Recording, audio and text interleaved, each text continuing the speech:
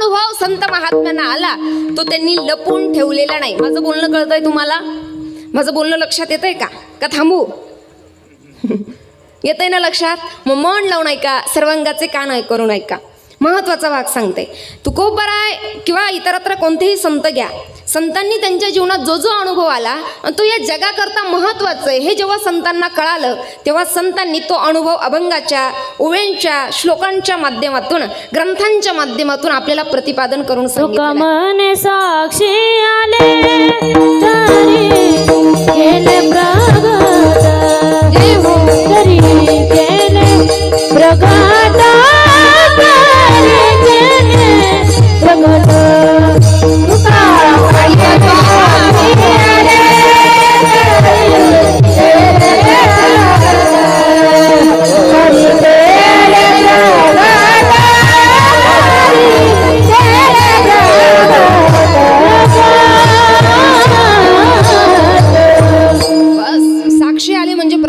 घडलेली स्थिती आहे आणि ते आपल्या समोर वेगवेगळ्या माध्यमातून प्रगट केलं, सांगितलं.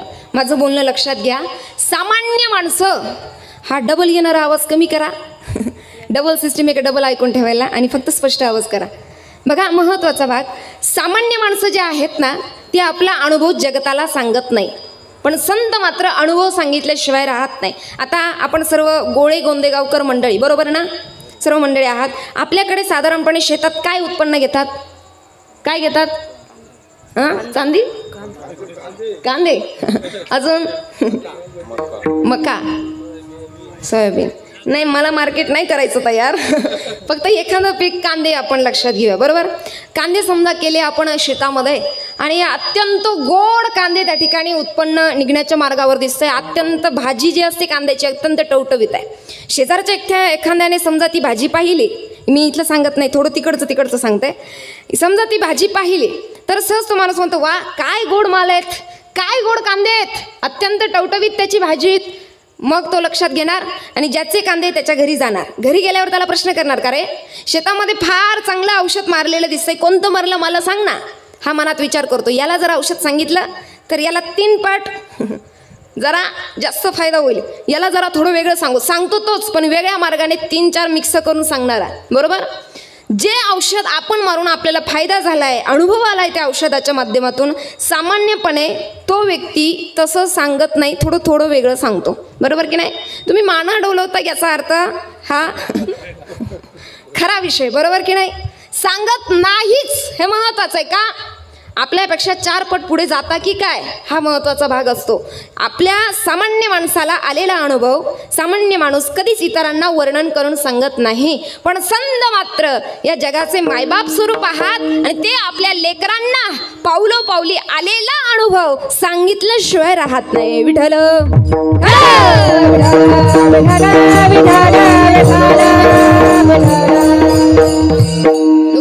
ठीक आहे, तुम्ही अनुभव सांगितला की तुम्ही देवाचे चरण पाहिले आणि तुमच्या मनाला स्थिरता मिळाली, म्हणजे धावपळ करून शिनलं होतं ना मन, स्थिर झालं. तुकोबराय, आमचा एक गोड प्रश्न आहे.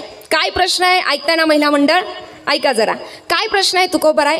तुम्ही काय म्हणताय? शीन गेला, भाग गेला. बरं, आधीकर काय म्हणताय? आता कोठे धावे, म्हणजे तुमचं मन धावत होतं, तुमच्या मनात शीनही होता आणि भागही होता. तुमचा अधिकार आम्ही ऐकलाय. म्हणे रामेश्वर भट्ट, तुका विष्णू, बस इतका दिव्य अधिकार आहे. तुका राम नाम घेता, एवढा विशेष अधिकार आहे. एवढं तर सोडा तुकोबराय, तुम्ही परमात्म्याचं रात्रंदिवस चिंतन करणार आहे. एक क्षण नामस्मरणाच्या व्यतिरिक्त जात रात्रंदिवस तुम्ही परमात्म्याचं भजन करतात. रस्त्याच्या मातीने चालावं, मातीने विठ्ठल विठ्ठल म्हणावं. वृक्षांच्या समवेत चालावं, तर वृक्षाने सुद्धा विठ्ठल विठ्ठल गावं.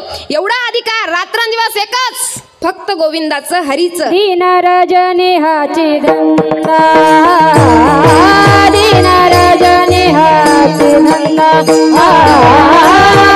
रजनी हाची धंदा, दीन रजनी हाची धंदा. गोविंदाचे पुराणे, गोविंदाचे पुराणे, दीन रजनी हाची धंदा, दीन रजनी हाची धंदा, गोविंदाचे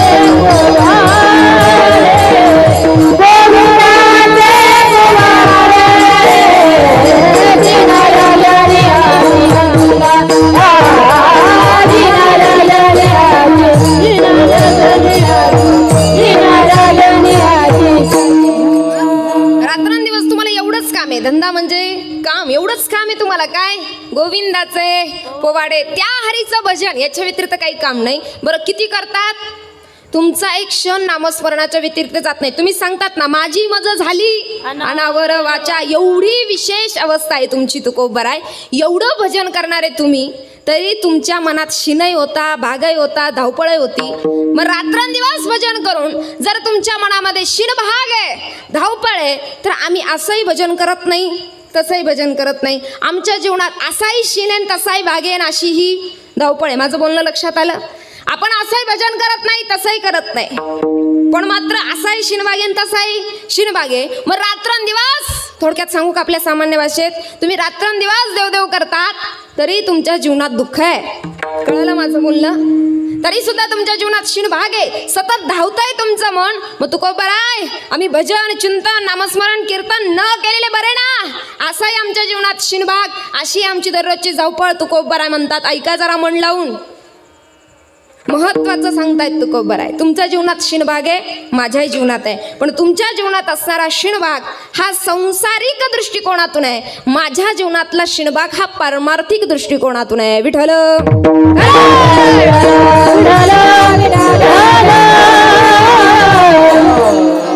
माझ्या मनात धावपळ आहे, आमच्यासारखी आमची रात्रंदिवस संसाराची धावपळ चालली आहे. तुकोबर आहे तुमची संसाराची धावपळ म्हणले नाही, आमची धावपळ आहे त्या देवाचे चरण कधी पाहायला मिळतील. परमार्थ करणाऱ्या माणसाच्या जीवनात चिंता असते, मला देव कधी मिळेल, माझा उद्धार कधी होईल, मी कधी त्या परमेश्वरापर्यंत जाईल, कधी तो माझ्यावरती कृपा करेल. ही परमार्थ करणाऱ्या माणसाच्या मनातली चिंता आहे, त्याच्या मनातली धावपळ असते. संसारिक माणसाच्या मनात काय धावपळ असते? कधी माझं असं होईल, कधी माझं तसं होईल. आता हे असं तसं तुम्हाला सांगण्याची काही वेगळी गोष्ट नाही, बरोबर की नाही? सगळ्यांना ज्ञात आहे. पण परमार्थिक माणसाच्या जीवनामध्ये चिंता असते, माझा जगाचा मालक, माझा श्याम सुंदर माझ्यावरती कधी करुणा करेल, कधी दया करेल, कधी माझ्याकडे पाहिल, कधी मी त्याचे उद्धार पावेल, काय कृपा करील नारायणा. ऐसे तुम्ही सांगा संत जना, करा समाधान चित्त माझे. काय कृपा करील नारायणा. ऐसे तुम्ही सांगा संत जना, करा समाधान चित्त माझे. काही मी उद्धार पावेल, काय कृपा करील नारायण. ऐसे तुम्ही सांगा संत जन, करा समाधान चित्त माझे. काही मी उद्धार पावेल, काय कृपा करील नारायण. ऐसे तुम्ही सांगा संत जन, करा समाधान चित्त माझे. अत्यंत गोड आणि समर्पक प्रमाण आहे. काय देवा माझा उद्धार कधी होईल? हरी काय मी उद्धार पावेन, काही कृपा करील नारायण. ऐसे सांगा तुम्ही संत जन, करा समाधान चित्त माझे, करा समाधान चित्त माझे. देवा माझा उद्धार कधी होईल, कधी माझा जगाचा मालक माझ्यावरती कृपा करेन. ही परमार्थ करणाऱ्या माणसाच्या मनातील धावपळ आहे. विठ्ठल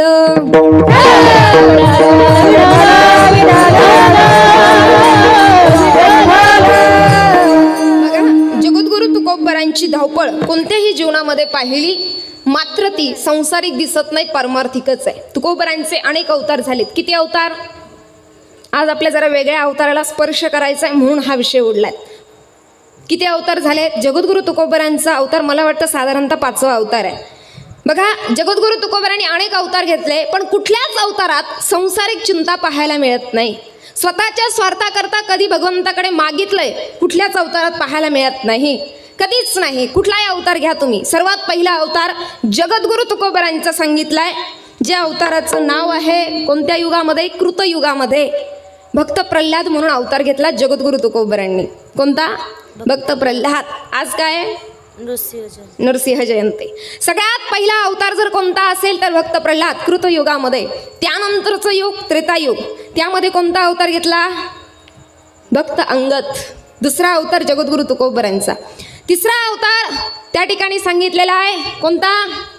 उद्धवजी चला विदुरा घर जावे. उद्धवजी हा कितवा अवतार? तिसरा.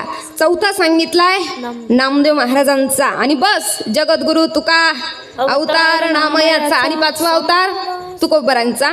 आपल्याला अवतार पाहून पहिल्या अवताराला जरा स्पर्श करायचा आहे का? आज पर्व काळ आहे. आज काय सगळ्यांनाच माहिती आहे, त्या ठिकाणी नृसिंह जयंती आहे.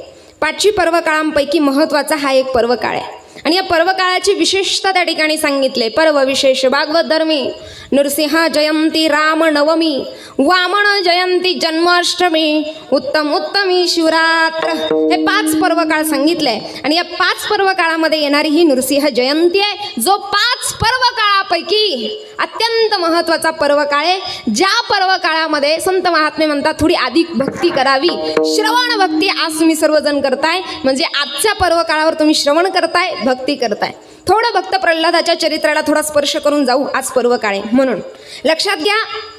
भक्त प्रल्हादाचं चरित्र जर पाहिलं तर जगद्गुरु तुकोबरायांचाच अवतार भक्त प्रल्हाद आहे, म्हणजे भक्त प्रल्हादाचाच अवतार पुढे तुकोबर आहे. माझं बोलणं लक्षात येतंय? अति महत्वाचा भाग. ज्या वेळेस भक्त प्रल्हादांचा जन्म व्हायचा आहे, आख्यायिका सगळ्यांना ना, ते थोडा स्पर्श करून आपण मेन विषयावर येऊयात. बघा, भक्त प्रल्हादाचा बाप सांगितलाय. कोण आहे बाप? वा, भक्त प्रल्हादाचा बाप सगळ्यांच्या जवळजवळ पाठ असतो. बाकी काही असो. कोण आहे?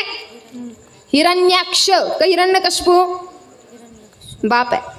एवढी तपश्चर्या केली. ओम ब्रह्मदेवाय नमः, ओम ब्रह्मणे नमः, एवढी तपश्चर्या केली. राक्षस कुळातलाय बाप बिचारा. एवढी तपश्चर्या केली याने. कोणे? प्रल्हादाच्या बापानं. कोणी? हिरण्यकश्यपूने. की म्हणतात अंगावर मुंग्यांनी वारूळ तयार करावं, एवढी तपश्चर्या केली. कुणी? माझा मुद्दा लक्षात घ्या. एवढी तपश्चर्या केली. सहज ब्रह्मदेव प्रसन्न झाले. म्हटले वत्सा, मी फार प्रसन्न आहे, काय मागायचं ते माग. एवढी भक्ती केली होती खरी, पण कशा करता? स्वतःच्या स्वार्था करता नाही, उद्धारा करता नाही, काही मागण्याकरता सुद्धा नव्हती. भक्ती होती ती फक्त बदला घेण्याकरता. माझं बोलणं लक्षात आहे?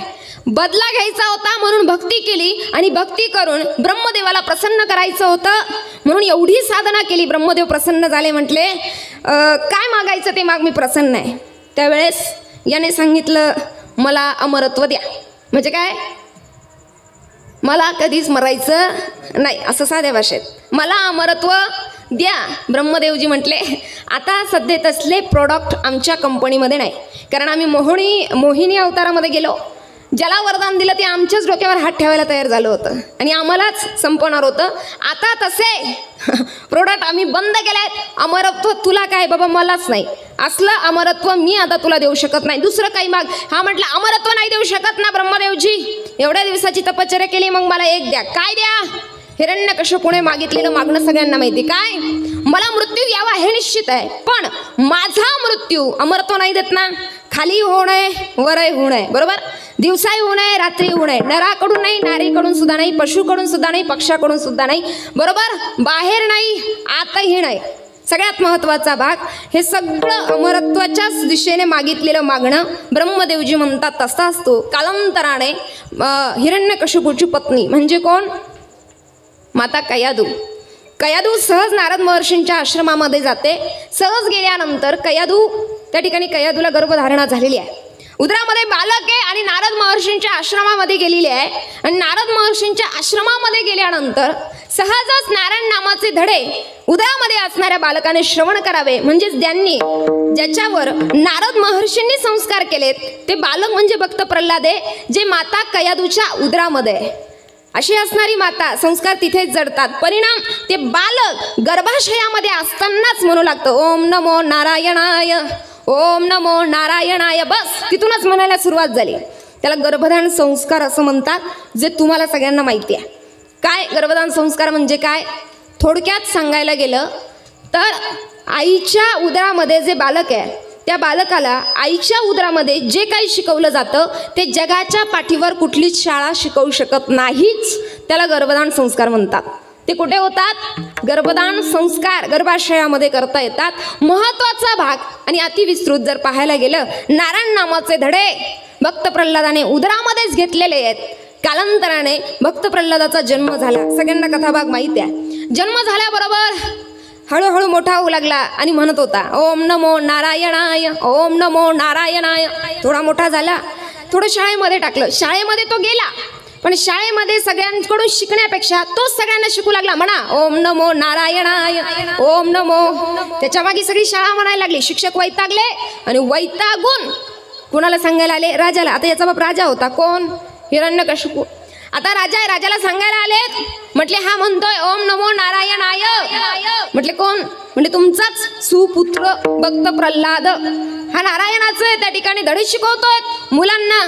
म्हटले एक काम करा, असं म्हणतो? म्हणले हो. राजा म्हटला ते धडे शिकवायचं जाऊ द्या, पण त्याला माहित नाही का माझा जो अट्टर वैरी आहे त्याचं नाव घेतो हा, त्याचं स्मरण करतो. बोलवा त्याला. बोलवलं. कुणाला? प्रल्हादाला बोलवलं. बोलवल्यानंतर म्हटले का रे बाळा, जवळ घेतलं आणि प्रेमाने समजून सांगितलं असं करायचं नाही. तो आपल्या बाजूचा नाही आहे, त्याचं स्मरण करायचं नाही, त्याचं चिंतन करायचं नाही. हे काय ऐके ना. हा म्हटले बाबा खरं सांगू का, तुम्ही सुद्धा म्हणू नका माझ्या मागे ओम नमो नारायणाय, ओम नमो नारायणाय. बाबा म्हटले तुला प्रेमाने एकदा समजून सांगतो, म्हणायचं नाही. बाबा तुम्हाला परत सांगतो, म्हणा तुम्ही ओम नमो नारायण. अहो तुमचा उद्धार होऊन जाईल, जगाचा मालक तुम्हाला मिळेल, तुम्ही म्हणा. असं म्हटल्यावर ह्या नारायणाला एवढा राग आला, एवढा राग आला, एवढा राग आला. म्हटले जा याला उचला. माझ्या वैद्याचं नामस्मरण चिंतन भजन करतोय आणि मला शिकवतोयस, याला उचला आणि मोठ्या कड्यावरणी लोटून द्या. उचललं, कड्यावरणी लोटलं. बिचारा काहीच झालं नाही. का? भगवंताची कृपा आहे, छत्रछाया परमात्म्याची आहे. काही झालं नाही. कड्यावरून लोटलं, काही झालं नाही. अनेक प्रसंग घडलेत. कडक तेलामध्ये टाकलं, काहीच झालं नाही. अगदी विंचवांमध्ये, सर्पांमध्ये पाठवलं, तरी काहीच झालं नाही. सगळे प्रयत्न, जाळण्याचा प्रयत्न केला, तरी सुद्धा काहीच झालं नाही भक्त प्रल्हादाला. शेवटी पुन्हा बापानं बोलवलं आणि म्हटले का रे, काय एवढं नारायणाचं चिंतन करतोयस, तुला काही होत कसं नाही? म्हटले कसं काय होईल? जिथे गेले, ज्या कड्यावरून लोटलं तो कडाच माझा नारायण आहे, ज्या जाळात तुम्ही टाकलं तो जाळच माझा नारायण आहे. म्हटले असं कसं काय? म्हणे हो, जळी स्थळी काष्टी पाषाणी जिकडे पहा तिकडे तो माझा नारायण आहे. म्हटले का रे, जिकडे पहा तिकडे कणाकणामध्ये. म्हटले हो. जरा या खांबात असेल का तुझा नारायण? म्हटले बघा तर. अनेक सहस्र वर्ज ती गजा उचलली, गदा, आणि उचलली तशी खांबावरती आदळले. खांबामधून नरसिंह परमात्म्याने अवतार जो धारण केला, जो श्रीमद भागवताने नमूद केला, तो अवतार धारण केला. तो अवतार धारण करण्याचा दिवस म्हणजे आजचा दिवस. विठ्ठल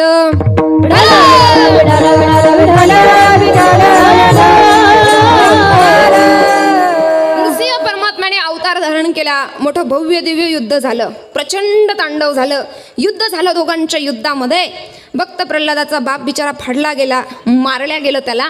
आणि मारल्यानंतर जगाचा मालक आहे, करुणावान आहे, दयावान आहे आणि भक्तांवर प्रचंड करुणा करतो. त्याला एक वेळ स्वतःला त्रास झाला तर चालतो, पण त्याच्या भक्ताला जर त्रास झाला ना, त्याच्याकडे पाहिल्याशिवाय राहत नाही. म्हणून माझं चालतं चालतं एक वाक्य सांगायचं आहे तुम्हाला. कोणी जर भक्त असेल ना, त्याला कधी नाव ठेवायचं नाही, त्याला कधी बोलायचं नाही तू तुझ्या मार्गावर, मी माझ्या मार्गावर. मग तो येडं वाकडं कसं का रामकृष्ण हरी म्हणे ना, आणि कसा का कपाळाला गंध लावे ना, आपल्याला काही येणं आहे? तो कसा का ना देवाला मानतोय ना, कसा तरी रामकृष्ण हरी म्हणतोय ना, बस त्याचा आदर करावा. का? तो आपल्या पार्टीचा आहे, बस हा महत्वाचा विषय. का? तो भगवत चिंतन करणार आहे, आराधना करणारा नाही, देवाला मानतो, त्याला तो आपल्यासाठी पूजनीय आहे, वंदनीय आहे. महत्वाचा भाग लक्षात आला. ज्या वेळेस भक्त प्रल्हादाला मारलं, आपलं नरसिंह परमात्म्याने हिरण्यकशिपूला मारलं, फाडलं आणि आपल्या भक्ताला मांडीवरती घेतलं. त्या ठिकाणी भक्ताला कुरवळत आहेत, आनंदाने बोलताय, डोळ्यातून आनंद अश्रू येत आहे. अरे किती त्रास सहन केला, एवढे संकट आले, थोडा सुद्धा माझ्यावरचा विश्वास तो ढाळला नाही. आज समाजामध्ये असं आहे, एवढी थोडीफार भक्ती परमात्म्याची केली आणि देव जर नाही प्रसन्न झाला, नाही आपलं एखादं काम ऐकलं, तर देवावरचा विश्वास ढाळतो. ही समाजाची रियालिटी म्हणजे वास्तविकता आहे. ढाळतो विश्वास. का? कसला देव बिव नाही म्हटले असं मनामध्ये प्रश्न येतो. पण भक्त प्रल्हादा, तू मात्र तसं केलं नाहीस रे. किती संकट आलेत. म्हटले काही देव नाही, अनेक लोक जात आहेत, मी पण माळ काढून टाकली. केव्हा? कोरोनामध्ये. पहा बरं, मी बोलते त्याच्यात काही खोटंच नाही, मला माहिती आहे. महत्वाचा भाग विश्वास ढाळला. पण प्रल्हादा, थोडा कोरोना आला तर लोकांचा विश्वास ढाळला, लोकांनी माळा काढून टाकल्या सगळं, आणि सगळं सुरू केलं, सगळं काही बंद केलं, सगळं सुरू झालं रे बाबा. पण तू माझ्या वरचा विश्वास ढाळला नाही. अरे अग्निज्वाळात टाकावं, तुला कड्यावरून लोटावं, कडक तेलात टाकावं, पण तरीही तुझ्या मुखात ओम नमो नारायणाय, ओम नमो नारायणाय, बस एवढा विश्वास ठेवणारा भक्त आहे रे तू, माझा माझा प्राण बनलायस तू. भक्त प्रल्हादाला कुरवाळत आहे, पण इकडे वध कुणाचा झाला होता? राजाचा. आणि राजा जिथे बसतो त्याला काय म्हणतात? सिंहासन, आसन किंवा गादी, 3. आणि कीर्तनकार जिथे उभं राहतात त्याला काय म्हणतात? व्यासपीठ. आपण थोडक्यात म्हणू व्यासपीठ. महत्वाचा भाग काय असतो? व्यासपीठ. इथे व्यासपीठ हा शब्द का लागला? महत्वाचा विषय आला म्हणून सहज सांगते. इथं उभं राहून किंवा इथे बसून जे ज्ञान जगाला सांगितलं जातं ते व्यासांचंच तत्वज्ञान आहे, म्हणून याला व्यासपीठ म्हटलं जातं. हे भागवतातलं वर्णन आहे. असो, काय चालू होतं आपलं? कीर्तन. आपली राजाची गादी चालू होती, हिरण्यकश्यपूची. ती गादीवर आधी कोण बसलं माहिती आहे? देव, नृसिंह परमात्मा. आणि भक्ताला मांडीवर घेऊन बसले. काही आपल्यासारखे जरा चत्रे भक्त होते, गेले आणि परमात्माने म्हटले, देवा तुला शोभतं का रे असं? असं वागणं बरं नाही. देव म्हटलं काय? भक्ताच्या काळजीपोटी अवतार घेतला आणि असं वागणं बरं नाही असं म्हणतात. म्हणले तसं नाही देवा. राजा गेला तर राजाच्या जाग्यावर राजाचा चिरंजीव पुत्र सुपुत्र त्या ठिकाणी गादी चालवण्याचा अधिकार त्याला, तो बसतो. देवा तुला अधिकार नाही इथं बसायचा. इथं प्रल्हाद बसेल की तू? देव म्हटला ही जागा प्रल्हादाचीच आहे, ही गादी प्रल्हादाची आहे, हे आसन प्रल्हादाचंच आहे. पण विषय असा आहे, इथं हा राक्षस बसून बसून बसून ही गादी पूर्ण अयोग्य झाली आहे, म्हणजे एकंदरीत अपवित्र झाली आहे. आणि मी बसलो ना, माझा भक्त बसायचा आहेत ना, त्याला काही त्रास होऊ नये म्हणून आधी मी बसून ती गादी मी पवित्र करतो आणि मग माझ्या भक्ताला बसवतो. यातून आपल्याला काय भाग घ्यायचा माहिती आहे? आपण कुठे बसावं, कुठे उठावं, काय बोलावं, काय नाही बोलावं, कोणाच्या घरी खावं, कोणाच्या घरी नाही खावं, कोणाचा विचार करावा किंवा नाही करावा, याचा सुद्धा प्रभाव आपल्यावर पडतो. म्हणजे कसं काय? एखादा माणूस समजा दुसऱ्याकडे त्याची आठवण आली, त्याचा विचार चालू असला तरी त्याचा प्रभाव आपल्यावर होतो. ज्याच्या घरचं अन्न खाल त्याचा प्रभाव आपल्यावरती होतो. जिथे बसाल, जिथे संगतीत जाल, त्या सगळ्याचा प्रभाव आपल्यावरती होतो. हा महत्त्वाचा भाग आहे. कसं काय? आता तो व्यक्ती तिकडे, त्याचं चिंतन केल्याने आमच्यावर प्रभाव काय व्हायचा आहे? महत्त्वाचा भाग. तुम्ही सर्व महिला मंडळी, आणि विशेष करून महत्त्वाची गोष्ट आहे, त्रिदिनी महिला अखंड हरिनाम सप्ताह नावही बरं शोभतंय तुमच्यामुळे. जरा मागे बघितलं तर फार थेटपर्यंत तिकडं महिला मंडळी बसलेली आहे. सगळ्यात जास्त संख्या महिला मंडळीची सगळ्यात जास्त. तुम्ही मागे बघू नका, विश्वास ठेवा माझ्यावर. आणि तुम्ही पण बघू नका, खरंच आपल्या महिला मंडळी जास्त आहे. असो, आनंदाची गोष्ट आहे. कारण सगळ्यात महत्त्वाचं वाक्य, नारीची निंदा मत कर यारो, बस. हा महत्त्वाचा विषय. अति महत्त्वाचा भाग एकच आहे. ज्या वेळेस गादीवर परमात्म्याला बसल्यानं पाहिलं काही भक्तांनी, म्हटले देवा हे शोभत नाही. महत्त्वाचा भाग, ज्या व्यक्तीचा आपण विचार करू तो परिणाम जाणवतो. थोडक्यात सांगते, लक्षपूर्वक ऐका. समजा आपण सगळ्यांनी लिंबू पाहिलाय का? लिंबू कळतो का तुम्हाला? लिंबू भरपूर गोड असतो नाही का? कसा असतो? बोला ना मग. हा नाही, असं गोड आंबट असं काहीतरी म्हणा पटापट. आंबट असतो की नाही? आंबट. चिंच पाहिली आहे तुम्ही? अशी अर्धी पिकलेली आणि अर्धी कच्ची असते बघा. तिला काय म्हणतात? कोणती चिंच? गारशल. महत्त्वाचा भाग. बरोबर, पाहिली का ती तुम्ही? बरं, आवळा कसा असतो? आंबट. चिंच कशी असते? आंबट. बरोबर. मला सांगायचं तुम्हाला आवळा आणि चिंच हे काय नाही सांगायचं मला. प्रश्न एवढाच आहे, चिंच म्हणलं की किंचित तरी तोंडाला पाणी येतं की नाही? खरं बोला तुम्ही, खरं खरं बोला. येतं की नाही? लिंबू म्हटलं की येतं की नाही? आलं की नाही? खरं बोला. हा नाही असं काहीतरी म्हणा. आलं ना? महत्त्वाचा भाग आहे. आता तुमच्याकडे लिंबू आहे? अजिबात नाही. चिंच अजिबातच नाही आहे. फक्त विचार केला तरी प्रभाव शरीरावर जाणवला की नाही? म्हणजे एकंदरीत एवढंच सांगायचं आहे, ज्या गोष्टीचा आपण विचार करतो, ज्या व्यक्तीचा किंवा जिथे बसतो, जिथे खातो, या सगळ्यांचा प्रभाव आपल्यावर जाणवतो. हे इथून शोधायला मिळतं. म्हणून जगाच्या मालकाने सांगितलं, माझा भक्त बसण्या अगोदर ही जागा मला पवित्र करायची. जागा पवित्र झाली आणि परमात्म्याने अगदी थाटामाटात भक्त प्रल्हादाला सिंहासनावर बसवलं. तो आजचा दिवस आहे. गादीवर बसलेत, राजगादीवर भक्त प्रल्हाद. आणि त्याच वेळेस परमात्म्याने सांगितलं, प्रल्हादा फक्त तुला गादीवर बसवण्याकरता नव्हतं आलं, तर माझी इच्छा आहे की तू माझ्याकडे काहीतरी मागावं. प्रल्हाद म्हटला, देवा अरे तू माझ्याकरता धावून आला आणि मला दर्शन दिलं, हेच माझ्याकरता खूप मोठं आहे. मला तुझ्याकडे काही मागायचं नाही. जगाचा मालक नरसिंह परमात्मा म्हणतोय, प्रल्हादा काहीतरी माग बाबा. एवढी भक्ती करणारा कोणी नाही रे.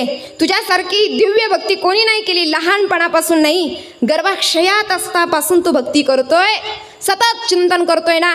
माझी एकच विनंती आहे तुला, माझ्याकडे काहीतरी माग. कोण म्हणतंय? परमेश्वर कुणाला? प्रल्हादाला. प्रल्हाद म्हटले देवा मी तुझ्याकडे मागणार नाही. खूप मनात आलं, पण झालं असं थोडा गादीचा परिणाम उरलेला होता. गादीवर बसलेला होता ना भक्त प्रल्हाद. भक्त प्रल्हादाचा थोडा स्वाभिमान जागा झाला. स्वाभिमान थोडा जागा झाला. ठीक आहे, स्वाभिमान थोडा जागा व्हावा, पण अहंकार माणसाचा जागा होऊ. बरेच जणांचा अहंकार झोपलेलाही असतो. कळलं का? म्हणजे अहंकार नसतो, पण मला अहंकार नाही याचा अहंकार पाहायला मिळतो. कळलं का माझं बोलणं? महत्वाचा भाग आहे. अहंकार जागा होऊ नये, थोडं स्वाभिमान थोडाफार झाला तर हरकत नाही. भक्त प्रल्हादाचा थोडा स्वाभिमान जागा झाला आणि तो भक्त प्रल्हाद देवाला काय म्हणतो माहिती आहे? देवा माझी इच्छा आहे, तू म्हणतोय ना मी तुझ्याकडे काहीतरी मागावं, पण देवा आता मी काही सामान्य प्रल्हाद राहिलो नाहीत. आता मी या समस्त नगरीचा राजा झालोय, तुलाच काय मागायचं ते माग. कोण म्हटलं? भक्त प्रल्हाद. कुणाला? देवाला. देव म्हटला वा रे वा प्रल्हादा, आता पक्क पटलं मला. गादीचा प्रभाव थोडासा, स्वाभिमान जागा व्हायला. प्रल्हादा तू म्हणतोय तुझ्याकडे मागायचं, मी मागायचं तुझ्याकडे. म्हटले हो मी राजा आहे आणि देवा जे मागशील ते मी तुला देईल. आता परमात्मा कसा आहे? संत महात्मे सांगतात मोठा विलक्षण आहे, मोठा विचारी आहे. तो समोरच्या मनात काय चालू आहे याच्यापेक्षा थोड्या वेळाने अजून काय येणार आहे हे सगळं जाणतो. न सांगता तुम्हा, बस न सांगता त्याला सगळं काही कळतं. असा असणारा परमात्मा आहे. विशेषतः सांगतात ना त्याची, चतुरा तो शिरोमणी गुणलावण्याची खाणी मुकुट सकला मनी. हे धन्य तुझी विठोबा. अत्यंत चतुर असणारा, चतुर नाही तर चतुरांचा शिरोमणी परमात्मा आहे. भक्त प्रल्हाद म्हटले देवा काहीतरी तूच माझ्याकडे माग.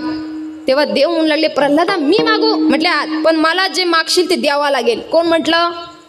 ऐका बरं, जरा शब्दांची जडणघडण येते. जो मन लावून ऐकेल त्याच्या लक्षात येईल. नाहीतर ते म्हटले रात्री महाराज काय बोलले हे आम्हालाही कळालं नाही, असं व्हायला नको. महत्वाचा भाग सांगते. ज्या वेळेस जगाचा मालक म्हटले प्रल्हादा मी मागतो पण तू द्यावाच लागणार आहे, ही महत्वाची अट मान्य कर. प्रल्हाद म्हटला देवा मान्य, तू काही माग मी द्यायला तयार आहे. आता परमात्मा आहे, चतुर परमात्मा मागणं मागतो भक्त प्रल्हादाकडे. प्रल्हादा मला एकच दे. काय? तू माझ्याकडे काहीतरी मागावं एवढंच मला दे. काय मागणं मागितलं? बोलणं लक्षात आलं माझं? काय मागणं मागितलं? तू माझ्याकडे काहीतरी मागावं एवढंच मला दे. प्रल्हाद म्हटला देवा शब्दात अडकवताय का मला? बरं ठीक आहे, आता हेच तर तुमचं मागणं आहे तर मी मागतो तुमच्याकडे. काय? शेवटी तोच उत्तर आलं, मी आता तुमच्याकडे मागतो. म्हणजे आता कोण कोणाकडे मागणार आहे? भक्त प्रल्हाद कुणाकडे? देवाकडे. पहिलं लक्षात आलं का तुमच्या? पहिलं देवाला मागायचं होतं भक्त प्रल्हादाकडे, पण देवानं मागितलं प्रल्हादा तू माझ्याकडे काहीतरी मागावं हे मला दे. आता प्रल्हाद देवाकडे काय मागतो? नीट लक्षपूर्वक ऐका. देवाकडे भक्त प्रल्हादाने मागितलेलं मागणं एवढं गोड आहे. भगवंताच्या विनंतीनुसार प्रल्हाद मागायला तयार नव्हता, पण भगवंताच्या विनंतीनुसार ज्या वेळेस प्रल्हादाने मागणं मागायला सुरुवात केली त्यावेळेस सांगितलं देवा मला एकच दे, मी तुझ्याकडे काहीतरी मागावं अशी बुद्धीच मला होऊ देऊ नको. कळलं? मी तुझ्याकडे काही मागावं अशी बुद्धीच निर्माण होऊ देऊ. मला सांगा कोणी कोणाकडे काय मागितलं कोणाला काय मिळालं? हसता काय? मिळालं ना कोणाला तरी काहीतरी? नाही म्हणजे तुम्ही बारकाईने ऐकताय. महत्वाचा भाग आहे. असं असलं की सकाळपर्यंत चालू द्यावं वाटतंय मला. मग काही चिंता करू नका, आपण वेळेवर थांबण्याचं प्रयोजन आखूया. महत्वाचा भाग कोणीच कोणाकडे मागितलं नाही. सर्वात महत्वाची गोष्ट आहे, जगाच्या मालकाने भक्ताची परीक्षा घ्यायची ठरवली पण एवढी अवघड नाही घेतली. प्रल्हादाला त्या क्षणाला बुद्धी देणारा जगाचाच मालक आहे, सांभाळतो तो आपल्याला. फक्त तेवढा नितांत विश्वास त्याच्यावर असावा. किती? भक्त प्रल्हाद एवढं संकट येऊन एकच चिंतन करत होता, जे चिंतन आजच्या नृसिंह जयंतीच्या पर्व काळावर अत्यंत महत्वाचं आहे. म्हणून आपण सर्वजण करणार आहोत. सर्व मायबापांना विनंती आहे, सर्वांनी मोठ्या प्रेमाने आदराने अंतकरणापासून मनापासून चित्तापासून हाताने टाळी वाजवा आणि मुखाने भजन करा. हरी नारायण नारायण श्रीमन्नारायण नारायण नारायण नारायण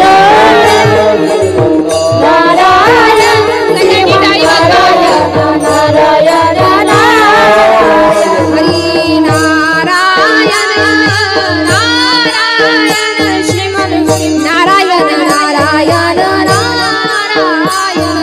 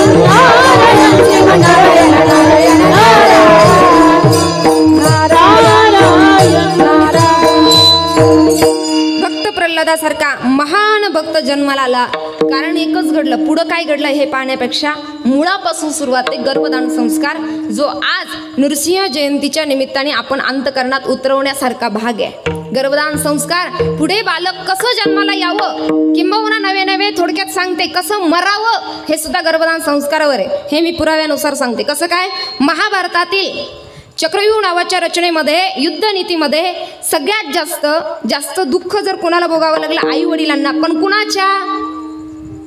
चक्रव्यूहामध्ये कोण मेला, कोण गेला? अभिमन्यू. का? त्याला कारण जेव्हा विचारलं अभिमन्यू चक्रव्यूहामध्ये का गेला असेल, तेव्हा शास्त्रकार मात्र बोट करतात अभिमन्यूच्या आईकडे. कारण काय होतं म्हटलंय, गर्भदान संस्कार घडत असताना ज्या वेळेस अभिमन्यू आईच्या उदरात होता त्यावेळेस कृष्ण कन्हैया घ्यायला आला होता. अभिमन्यूची आई कोण? सुभद्रा. सुभद्रेला घ्यायला आलेले परमात्मा सहज रथामधून त्या ठिकाणी प्रवास चालू होता आणि परमात्माला म्हणे, देवा काहीतरी थोड्याफार परमात्म्याच्या जगाच्या मालकाच्या थोड्या गोष्टी सांगा. जगाचा मालक म्हटला, आता जगाच्या मालकाच्या मीच गोष्टी सांगणं कसं जमायचं? मनातच्या मनात म्हणले, मला गोष्टी बिष्टी जमत नाही. म्हणले, पण काहीतरी सांग. म्हणे, कळलं का तुम्हाला? जास्त जमतात. म्हणले, देवा सांग. का? कारण हस्तिनापूर ते द्वारका काही मैल अंतर सांगितलंय. एवढा मोठा प्रवास गाठताना जरा गप्पा गोष्टी असल्या की म्हणले विरंगुळा होतो. म्हणून गोष्टी सांगताना देवानं सांगायला सुरुवात केली मारामारी, पण त्यात गेले चक्रव्यूह नीती सांगायला लागले. परिणाम काय झालं? सुभद्रेला रथामध्ये थोडी झोप लागली. आता हे ऐकून तिला काही फायदा होता का? हे नाही म्हणत मी. चक्रव्यूह ऐकून तिला काही फायदा होता का? काही नव्हता. सहज थोडंफार ऐकलं आणि तिला झोप लागली. सांगणाऱ्यानं पाहिलं समोरची व्यक्ती जरा झोपाच्या तारेत दिसते आणि सांगणाऱ्याने अंदाज लावला समोरची व्यक्ती ऐकण्याच्या तारेत आहे की झोपण्याच्या आहेत. जर झोपण्याच्या असेल तर सांगणाऱ्याने जरा काय केलं पाहिजे? माघार घेतली पाहिजे, थांबत आलं पाहिजे. बरोबर की नाही? मी त्यांचं सांगते कन्हैयाचं आणि सुभद्रेचं. सुभद्रा झोपली म्हणून कन्हैयाने सांगितलं, पण चक्रव्यूह कसा फोडावा, प्रवेश कसा करावा, युद्ध कसं करावं सांगितलं. बाहेर यायचं राहिलं. परिणाम गर्भाशयामध्ये असणाऱ्या अभिमन्यूने एवढंच श्रवण केलं, बाकी पुढचं ऐकायचं बाकी होतं. परिणाम गर्भधान अयोग्य संस्कारामुळे अभिमन्यूला विरंगणावरती चक्रव्यूह नावाच्या रचनेमध्ये मरावं लागलं. विठ्ठल.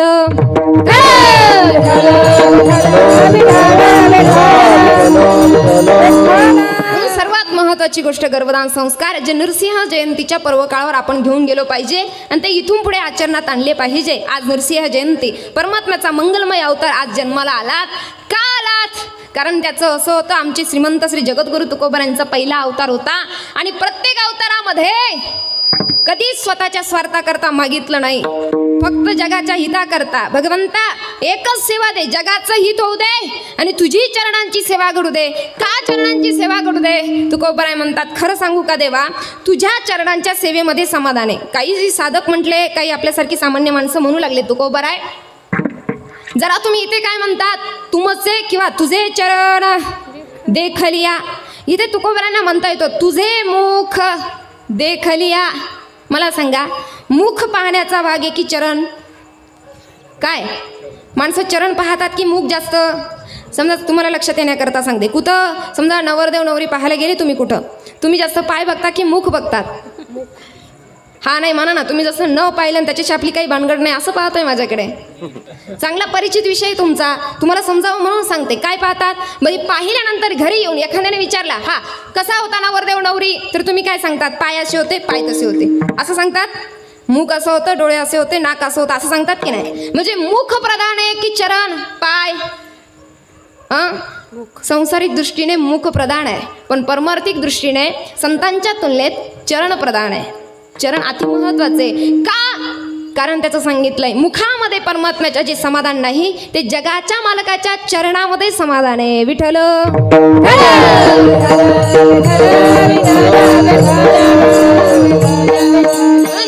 म्हणतात, देवा तुझ्या चरणांमध्ये जर शांतता आहे, समाधान आहे, तर सुख आहे. हे धावपळ करणारं मन सुखाला पावेल, शांततेला पावेल, समाधानाला पावेल हे मला माहीत होतं. म्हणून आज या धावपळ करणाऱ्या मनाने तुझे चरण पाहिले आणि परिणाम धावपळ संपली. त्याचा परिणाम काय झाला तुकोबाराय?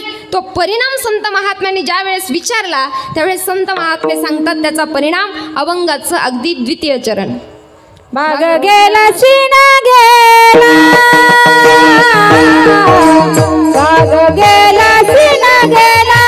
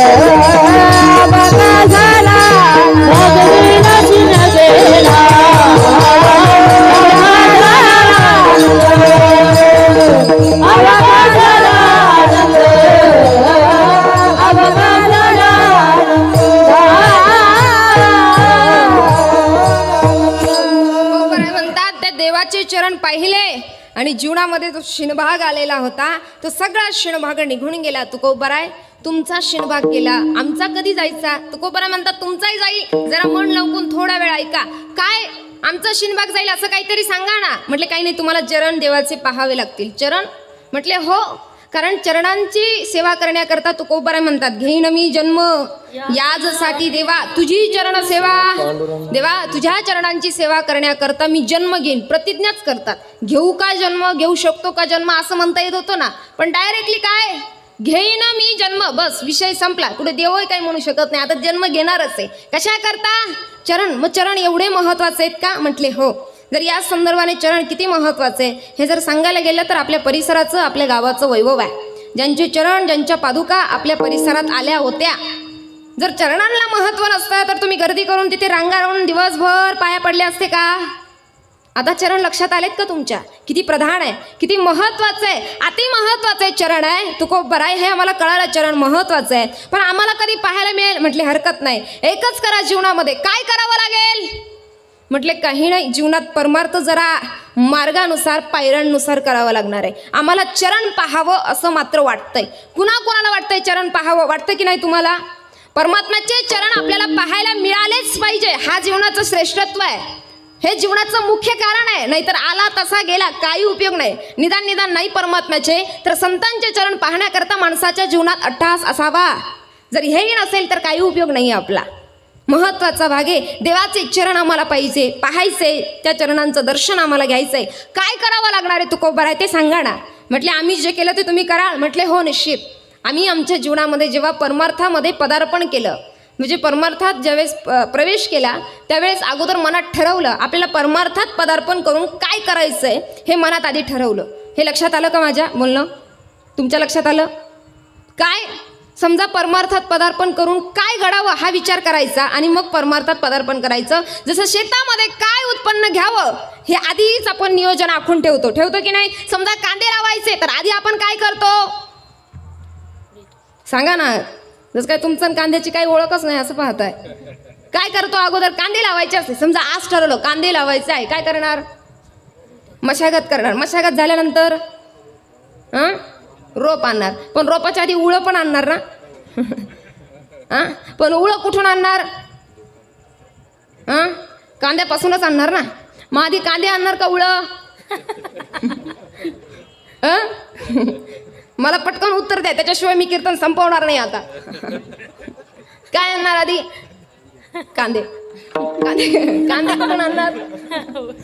जाऊ द्या, हा भांडणाचा विषय वाटतो मला, जरा बाजूला ठेवू आपण. पण समजा आत्तापासून कांदे करायचे, वेळ जवळ आली, पाऊस पडायला लागलाय, म्हणून आपण सहज पाहुण्यांना फोन करणार रोप आहे? हो आहे. रोप आणणार, मग कांदे लावायला सुरुवात. नियोजन आखणार, एवढ्या शेताकरता एवढं रोप लागेल, एवढं उत्पन्न आपल्याला घ्यायचंय. आखतो की नाही नियोजन आपण? हे तुम्हाला समजण्याकरता मला सांगावं लागलं. आखतो की नाही? हे संसाराचं जसं झालं तसं परमार्थाचं गणित आहे. परमार्थामध्ये सुद्धा काय घडलं पाहिजे, काय उत्पन्न निघालं पाहिजे, कीर्तन ऐकून कीर्तन करून आम्हाला काय मिळालं पाहिजे, नाहीतर विनाकारण व्यर्थ वेळ कशाला खर्च करायचा.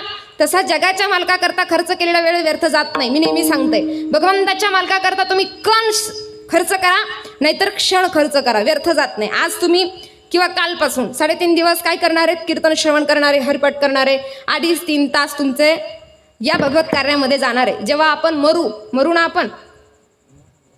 ना नाही, विचारून घेतलेलं बरं आहे. काही ठिकाणी माणसांना राग येतो, ज्यांना राग येतो त्यांना काही नाही मेलं तरी चालेल, काही हरकत नाही ना का मरू. पण ज्यांना मान्य आपण मरू, मेल्यानंतर आपल्याला वर गेल्यानंतर चित्रगुप्त नावाचे बाबा भेटतील, ते दाखवतील. बाबा रे, गोंदेगावमध्ये चालू असणाऱ्या महिला त्रिदिनी कीर्तन महोत्सवामध्ये तू द्वितीय दिवशी नृसिंह जयंतीच्या दिवशी 2 ते 2.5 तास, 11:30 की 11:15 पर्यंत तुम्ही सांगा. नोंद होतंय ते चित्रगुप्ताकडे, पटकन सांगा. 11:15 की 11:30? तुम्ही काय बोलत नाही याचा इशारा मला पक्का कळाला. 11:15 आपण धरून चालू. 11:15 पर्यंत या सगळ्यांनी अंतकरणापासून कीर्तन श्रवण केलं, कीर्तन ऐकलं, भगवंतासाठी वेळ दिला. तेव्हा आपलं चित्रगुप्त नावाचे बाबा गेल्यावर रजिस्टर समोर ठेवतील आणि हा तुमचा सार्थकी वेळ आहे, तुम्ही जीवनामध्ये काहीतरी केलंय. आज देवाकरता, परमेश्वराकरता वेळ द्यावा, तेव्हा परमेश्वर आपल्याकरता वेळ देईल. नाहीतर कधीतरी देवाची आराधना केली ना, तो म्हणेल का रे तुला तेव्हा वेळ नव्हता, साधा 15 मिनिटं मागून वाढत होतो तर देता आले नाही तुला, गप्प बसलास 15 मिनिटं तेव्हा तुला देता आले नाही ना, आता मला हाक मारतोय, त्याला पण तुमच्याकरता वेळ नसतात. म्हणून काय, काळ वेळ बस हा महत्वाचा भाग आहे. अतिविषय भगवंतासाठी तुम्ही कण खर्च करा, नाही तर क्षण कधीच व्यर्थ जात नाही. महत्वाचा भाग आपला एवढाच आहे. काय चालू होतं आपलं, जगाच्या मालकाकरता तुम्ही वेळ खर्च करा, क्षण किंवा अन्नाचा कण तो व्यर्थ जात नाही. फक्त त्याचा स्वभाव आहे, घेसी तेव्हा ऐसा अससी, त्याचा स्वभाव आहे, आधी घेतो आणि मग देतो. विठ्ठल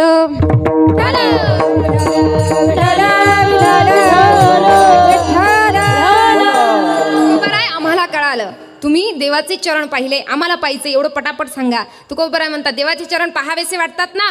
पहिला विषय का, परमार्थामध्ये पदार्पण केल्यानंतर काय घडावं. सगळ्यात महत्वाचा विषय, पदार्पण करण्या अगोदरच मनाला सांगावं परमार्थ करायचा आहे ना, मन निर्मळ ठेवावं, आपलं अंतकरण शुद्ध ठेवावं, ही पहिली पायरी. दुसरी पायरी संत महात्मे वर्णन करून सांगतात, मनामध्ये क्वचितही तीळ मात्र अहंकार येऊ देऊ नये, ही दुसरी गोष्ट. नाहीतर दिवसभर का देवासमोर आपण बसलोय पण आपल्या अंतकरणामध्ये अशुद्धता असेल, मलिनता असेल, आपलं अंतकरण पवित्र नसेल, दुसरी गोष्ट आपल्या अंतकरणात अहंकार असेल, दिवसभर केलेली भक्ती फोल आहे, ती पूजा ती भक्ती देव स्वीकारतच नाही. पण मन निर्मळ असेल आणि क्षणभराची जरी पूजा असेल तरी देव स्वीकारतो. म्हणून देवाचे द्वारी उभा तास भरी, काय म्हटलं, क्षण, पण तो निर्मळ अंतकरणाने असावा, अहंकार विरहित असावा. पहिली गोष्ट कोणती, परमार्थ करताय ना, आजपासून मनाला सांगावं, आजपासून तू निर्मळ राहा, अंतकरणाला सांगावं. पहिली गोष्ट कोणती, बोला ना, निर्मळता. दुसरी गोष्ट अहंकार बाजूला सारावा. तिसरी गोष्ट अंतकरणामध्ये काम, क्रोध, लोभ, मोह, मत्सर, माया, साही विकारांचा पूर्णतः नाश करावा. सहजासहजी तो होत नाही, पण हळूहळू आपण प्रत्येक गोष्टीला प्रयत्न करावा. कुठली गोष्ट जन्माला येताच माणूस शिकत नाही, हळूहळू मध्ये त्याच्यामध्ये पदार्पण होऊन उच्चता गाठली जाते. हळूहळू पदार्पण करावं आणि विभोर होऊन परमात्म्याचं मग चिंतन करावं. परमार्थामध्ये आल्यानंतर मिळालेलं हे उत्पन्न आहे. विठ्ठल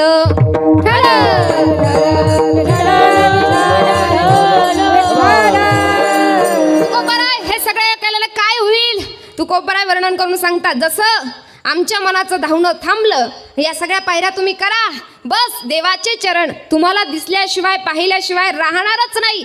पण तुकोबराय तुम्ही पाहिलेत म्हटले, हो तेच सांगतोय ना मी, अभंगाच्या अगदी प्रथम चरणामध्ये.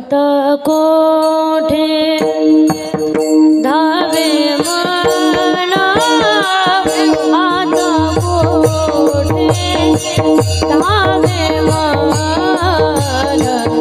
आता कोठे धावे मना, आता कोठे धावे मना,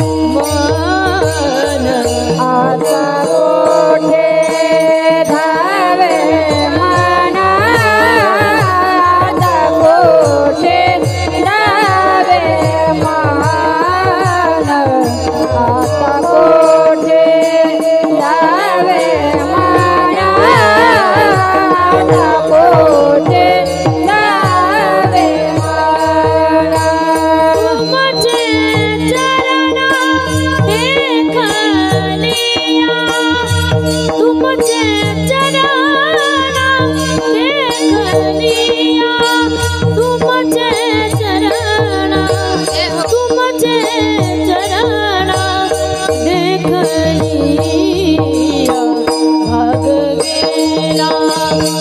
शीन गेला भाग गेला शीन गेला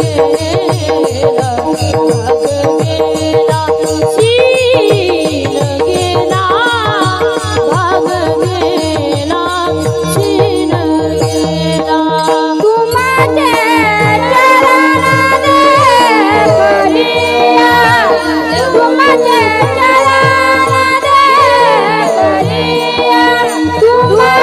चरण दे करिया तू माझे चरण दे करिया भाग गेला गेला गेला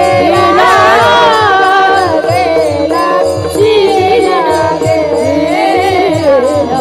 गेला शीन गेला भाग गेला शीन गेला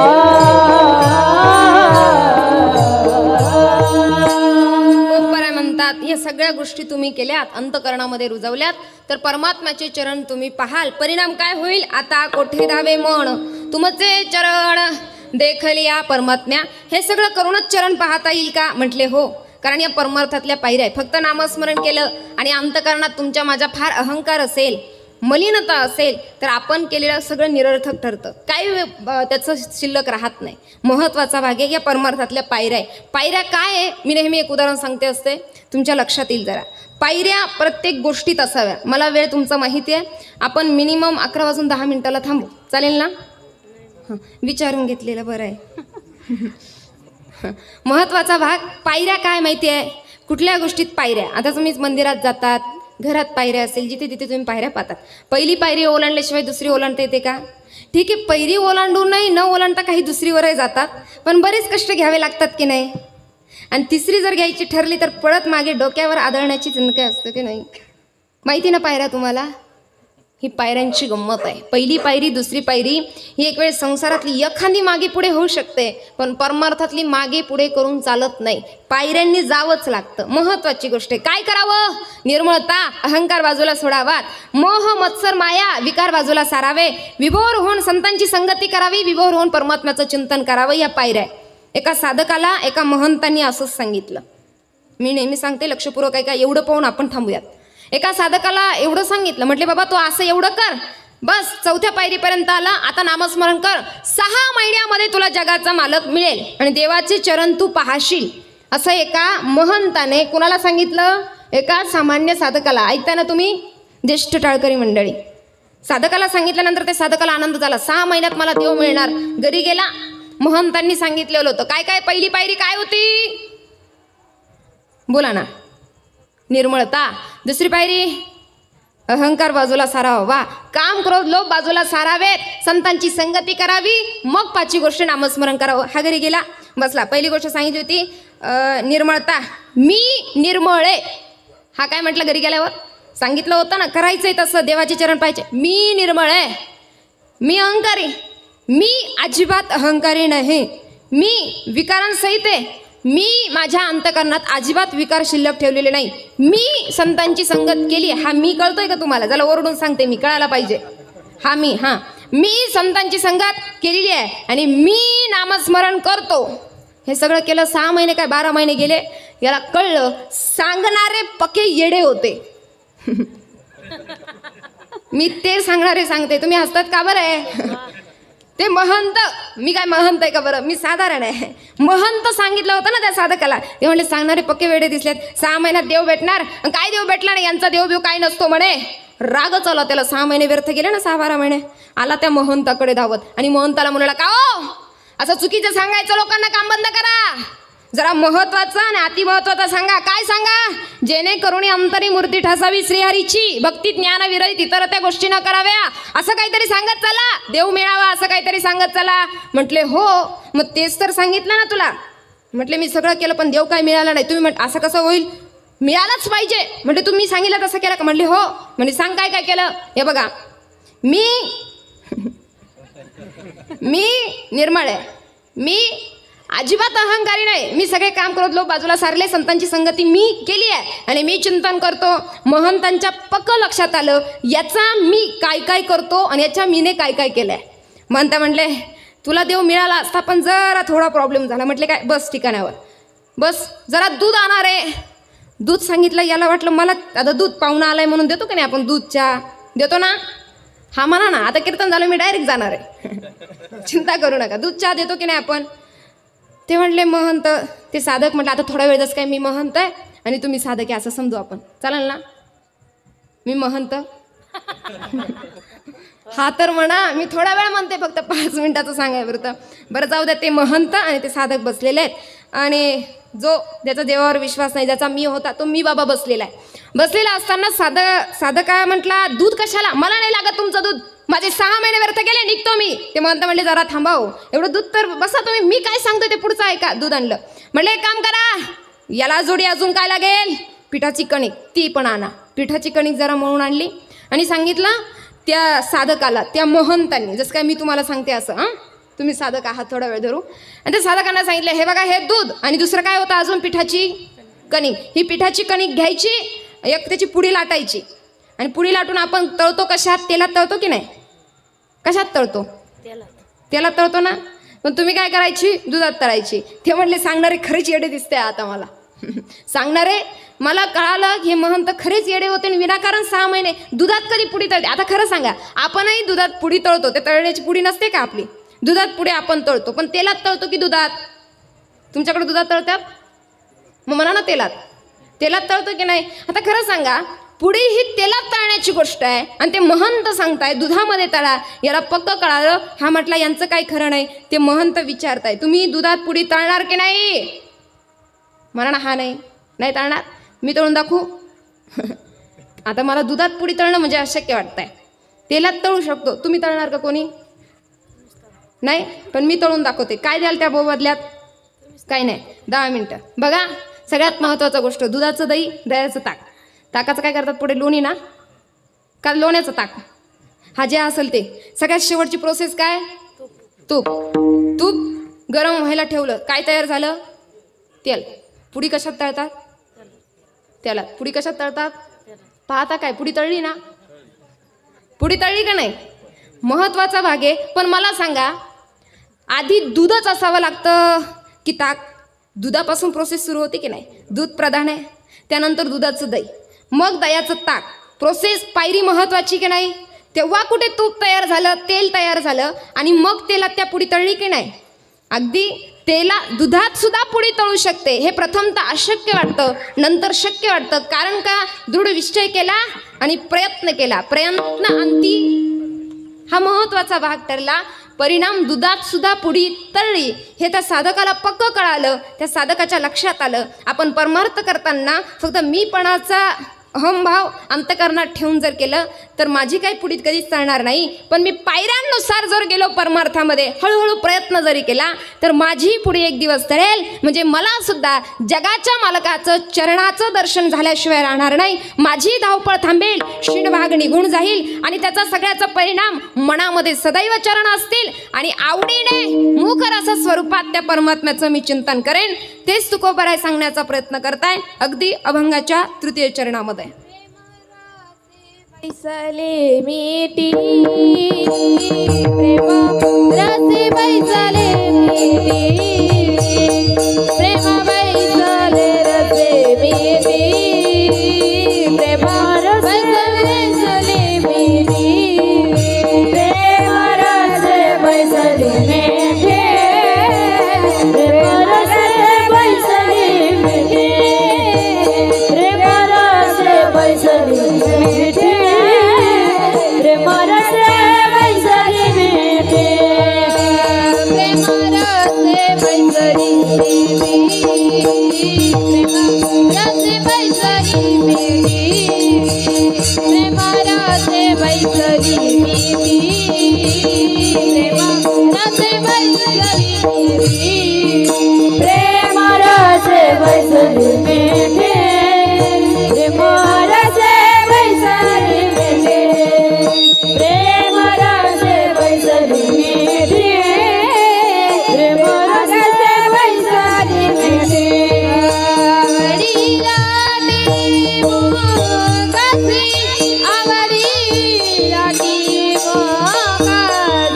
आवडी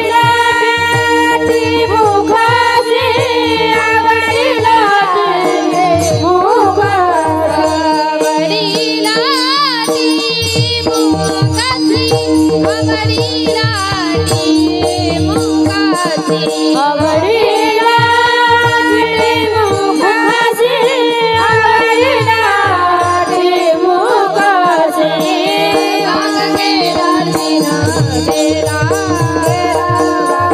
गेला चिना गेला बाग गेला चिना गेला गेला चिना गेला भाग गेला चिना गेला भाग गेला चिना गेला भाग गेला चिना गेला भाग गेला चिना गेला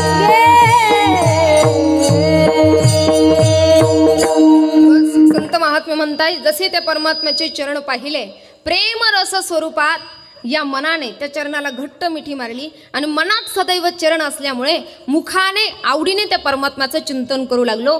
चरण मला अत्यंत प्रिय वाटतात. का वाटतात? तुकोबराय म्हणतात या चरणांच्या सेवेकरता मला असं कर. तुकोबराय वर्णन करतात ना हरी आता मजाई से करी आता मजाई से करी आता मजाईसे रे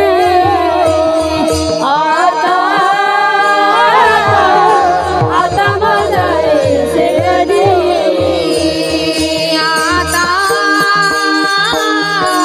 आता मजाई से करी आता मजाईसे रे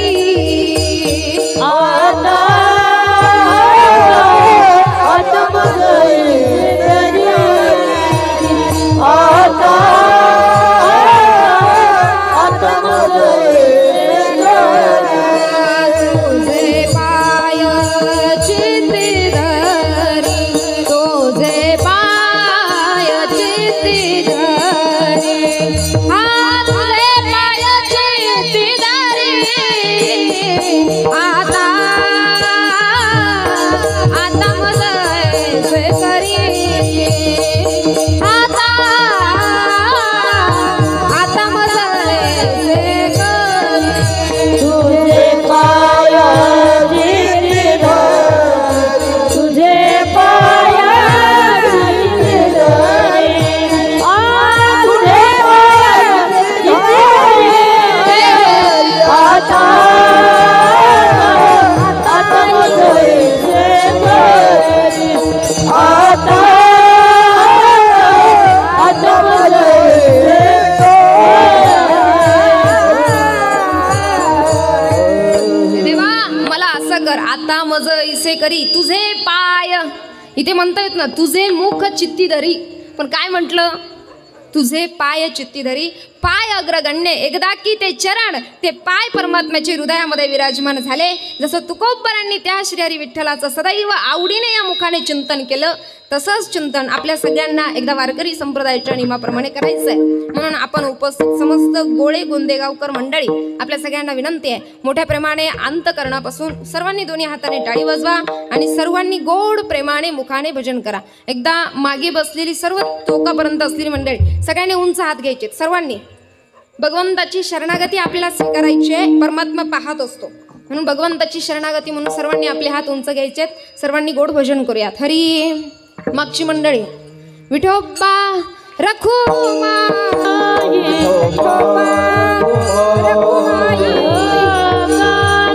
टाळी वाजवा.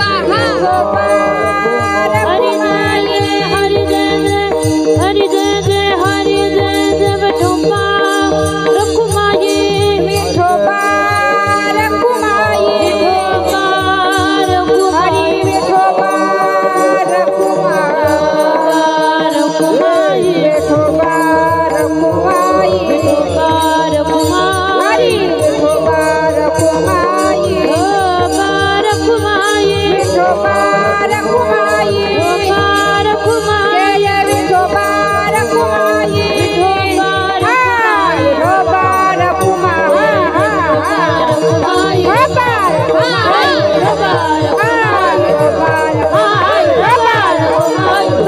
रखुमाई